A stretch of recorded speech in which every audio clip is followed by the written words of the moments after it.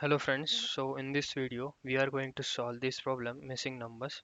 So we have given two arrays, that is array ARR and BRR. So BRR is an original array and we have to find that which numbers are missing in the array ARR which are present in the array BRR, and there are certain conditions for that. So they have given that conditions here in the notes.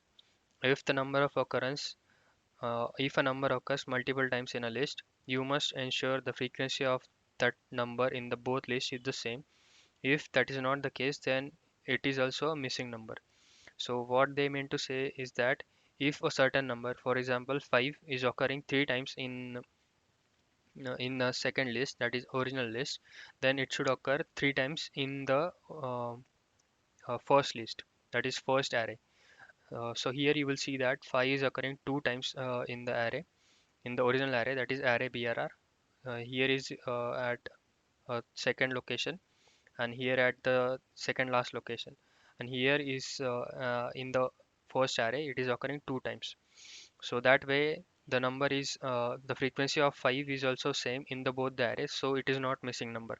But the frequency is not matching, then it is a missing number, and we have to return the missing numbers in a sorted ascending manner. So here you will see that they have written 4 and 6 in a ascending order. So 4 and 6 are missing in the original array, in the array which we have given, and which are present in the array BRR. So you will see 4 and 6 are not present in the array ARR. So that's why they are missing, and they have written it in the ascending sorted manner. And we have to, the third condition is only include a missing number once, even if it is missing multiple times. So even if any number is missing twice or thrice, we have to include it only once in the list of missing numbers. So the fourth condition is the difference between the maximum minimum number in the original list is less than or equal to 100. So what they meant to say is that the minimum number in the list BRR and the maximum number in the list BRR, that is array BRR, is less than equal to 100. So means the difference between the minimum number and the difference between maximum number in the array BRR will be less than equal to 100. So they have given function description here, that is ARR, the array with the missing numbers, and BRR, the original array of numbers, and we have to return an array of integers in a sorted ascending manner. So here is another example, that is first array is containing 10 elements and second array is containing 13 elements. The first array is array ARR and second array is array BRR. So you will see that array BRR is always having more elements than array ARR, as ARR is missing some numbers which are present in the array BRR. So here you will see two which are the missing numbers, that is 204, 205, and 206 are the missing numbers. Either they are completely missing in the first array, or the frequency is not matching. So that way they are missing. So you will see that two some most of the time their frequency is not matching, but they are present in the first array. So you will see uh, 204 is present in the both the arrays, but their frequency is not matching. 205 is also present in the both the arrays, but their frequency is not matching, and 206 is also present in the both the arrays, but their frequency is not matching. That's why they are missing, and they have written it in a sorted ascending manner. So that way we have to complete the function. But as their main focus is on the frequency of the array, we have to track the frequency of occurrence of the elements in the array. So that way we have to do it. So first of all, what I'm going to do is I'm going to find the maximum number in the array BRR, means the original array. So I'm going to run a loop starting with I equal to 0, ending with I less than ARR count, and then the modification in the for loop. So as I have not declared the variable I, I'll declare it.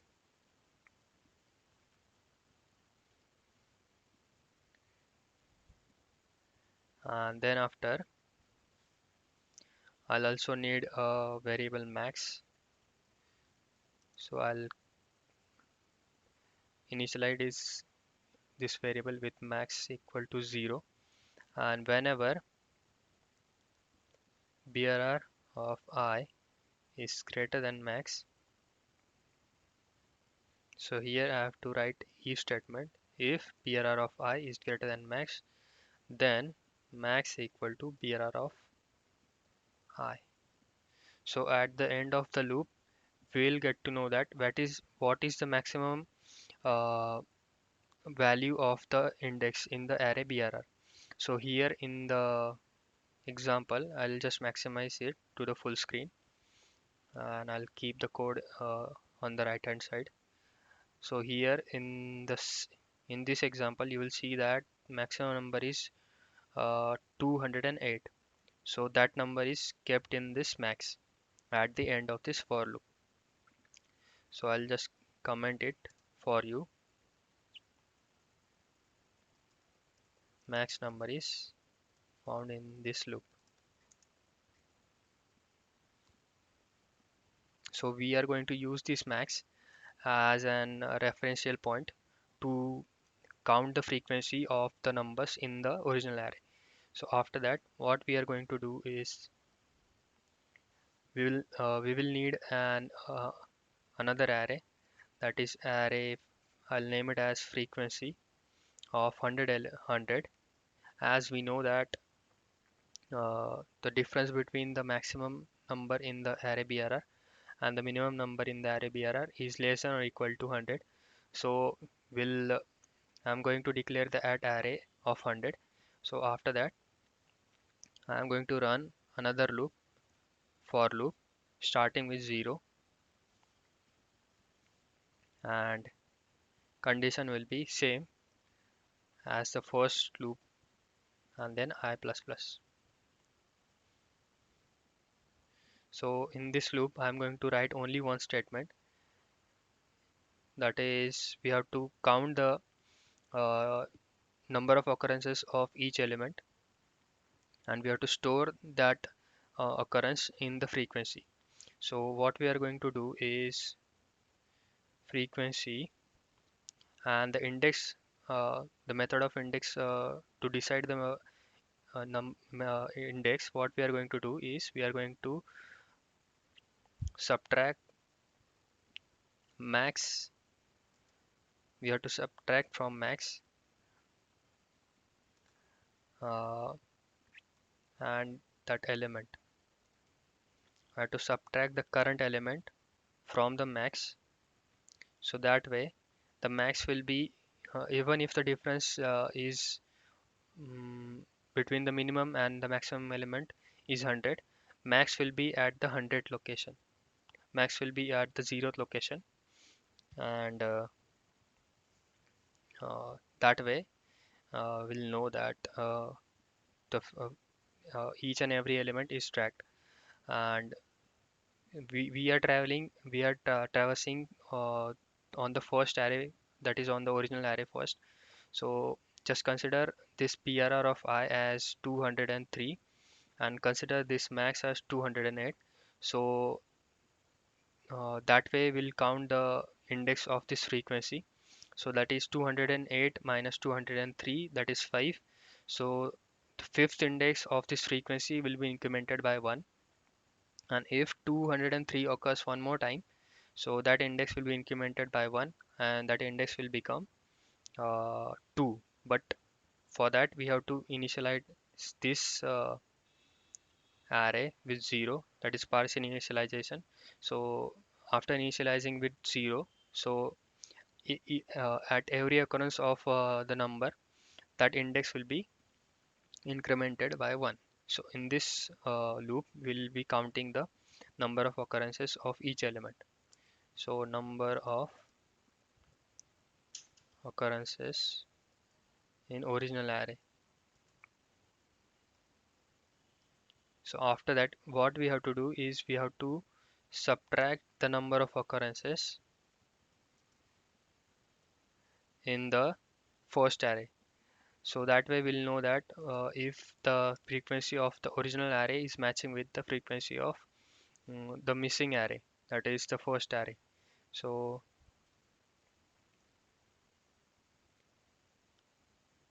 number of occurrences in missing array. So we'll run the same loop again, but here the condition will be ARR count, that is number of elements in ARR, and then modification.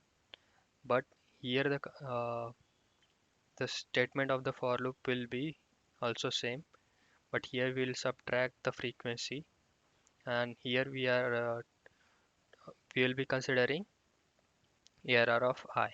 So at the end of this for loop, we'll get a frequency array in which only those elements will have a non-zero value which are not matching in the both the arrays. Because if you consider 203 in this example, the occurrence in the original array is matching with the occurrence in the missing array. So that way, that that index will be equal to 0. But if you consider 204, there are how many occurrences will count? 1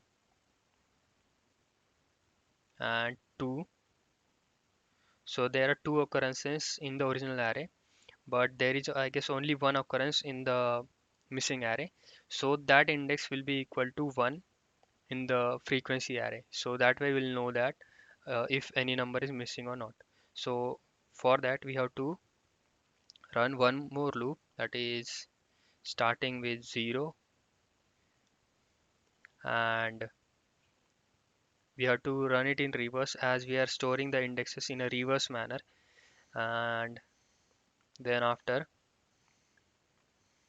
the condition will be greater than equal to 0, and will be modification will be minus minus. So here we have to start it with minus 99, as we are declaring the index array with the 100 size. The last index will be 99, so that way it will work. So in this, what we are going to check is if the index of that array is non-zero or not. So we have to check if the frequency of I is non-zero or not.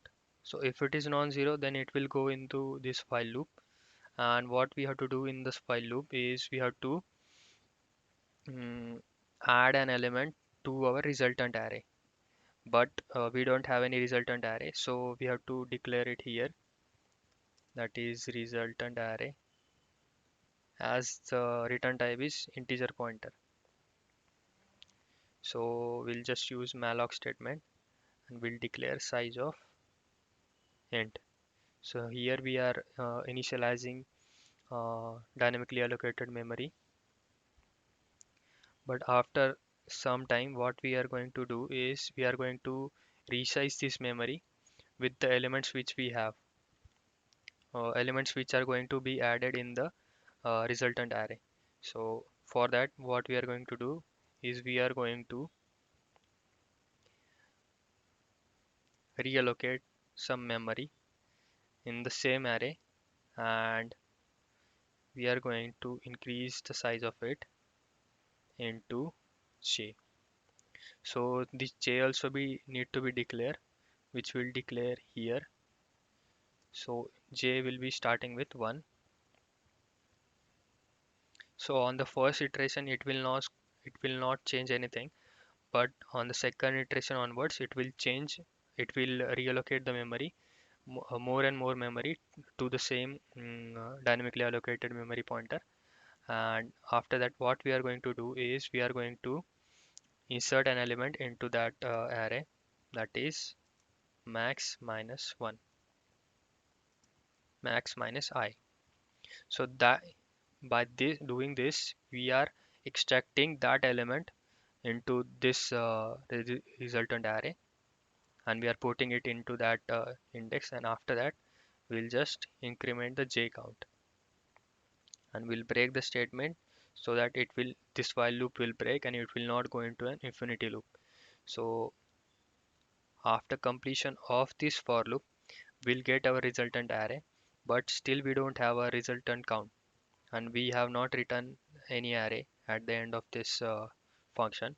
So our resultant count will be equal to minus minus j.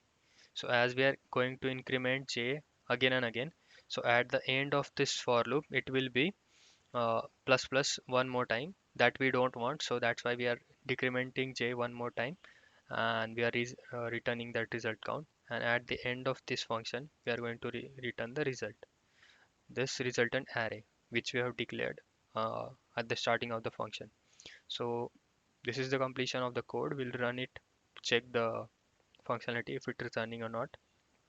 So you will see first two test cases are passing. Each and every element is returned in the sorted manner, and both the cases are running fine. So we'll just submit the code, check all the conditions. So you will see all the conditions are running fine. So this is the code you can use to solve this problem. So if you have any doubts, do let me know in comments, and thank you for watching.